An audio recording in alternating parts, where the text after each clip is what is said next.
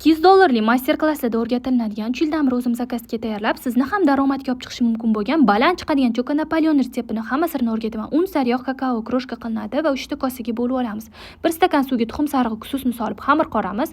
Xamirimizni ochib olamiz va kroshkalarimizni sepib, orasiga 3 marta konvert shaklida o'rab olamiz.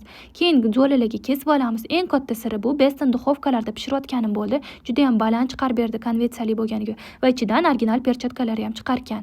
Keyin esa krem tayyorlaymiz. Krem uchun 2 ta qayliq sariyog'iga kakao, moloko solib mikser qilib olamiz va oralarini kremlab 1 kun xolodilnikda qo'yib olamiz. Juda ham mazali chiqadi. Albatta to'liq retseptini olish uchun esa menga obuna bo'ling va lichkaga plus belgisini qoldiring. Men sizga to'liq grammajlarini har bittalab tashlab beraman har bittangizga.